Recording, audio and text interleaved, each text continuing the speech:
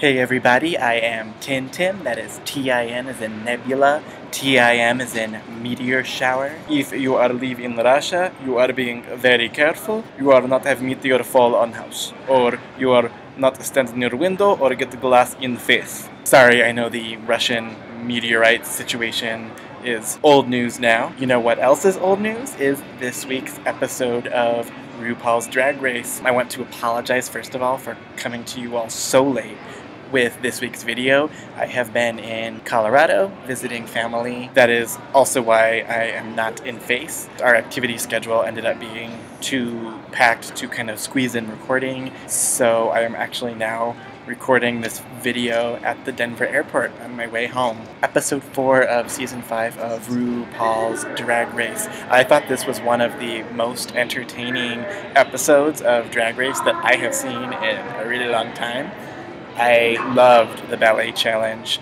I thought that the text they were given based on RuPaul's life was smart and funny and hilarious. Most of the queens, with some notable exceptions, gave really strong performances, whether they were being more serious dancers or kind of more comedic clowns. The other thing that I really loved about it was the way that it combined sort of highbrow culture and ballet with a kind of lowbrow sort of naughtiness and camp humor. The other thing that I really liked about this challenge was that Alyssa Edwards won. I think it's kind of actually a rare thing on reality TV in general to see the person who is the most experienced and most skilled in an area actually win the challenge that focuses on those skills, right? And this is the second time that's happened on Drag Race. Last year we had Chad Michaels actually win for her Cher impersonation in the Snatch Game. Often what happens on reality TV is either someone who has a set of skills and experiences in a particular area sort of gets set up, like you hear them bragging about it in advance,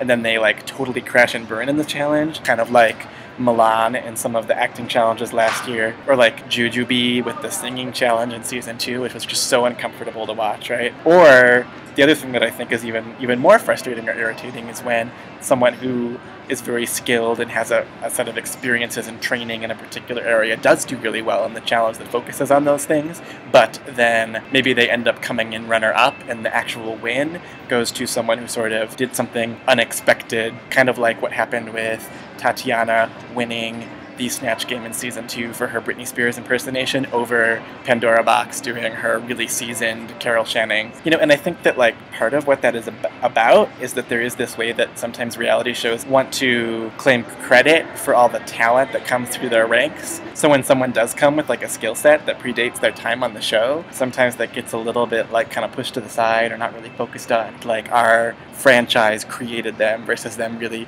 creating themselves and bringing something to the table in advance.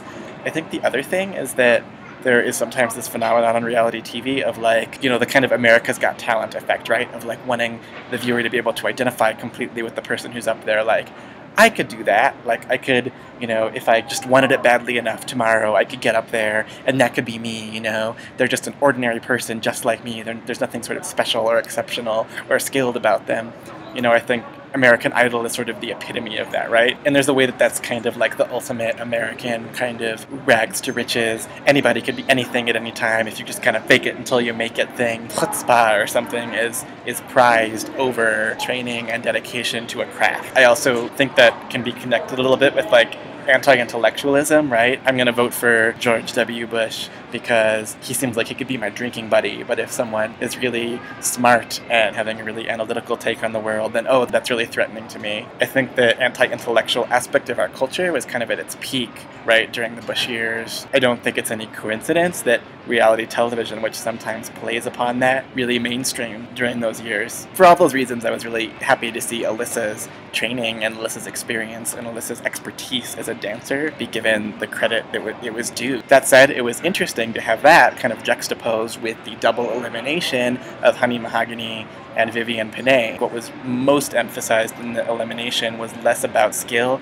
and was more about drive and desire. The whole like, how much have you really shown me that you want to be here thing. So even though giving the win to Alyssa, challenged that mentality, then the double elimination reinforced that the cardinal sin of any reality competitor is to not possess sufficient desire to be there. Desire always trumps skill, preparation, training. It's fascinating to see those two things kind of juxtaposed in the same episode, and it kind of reminds me of how skilled RuPaul and the show are doing that sort of code switching, playing by the expectations that people have of this genre, while at the same time challenging those things and maybe doing them a little bit differently. That is all I have to say for this week. I will look forward to being back with you all again next week in full face, in a timely manner. Much love to you all. Bye-bye.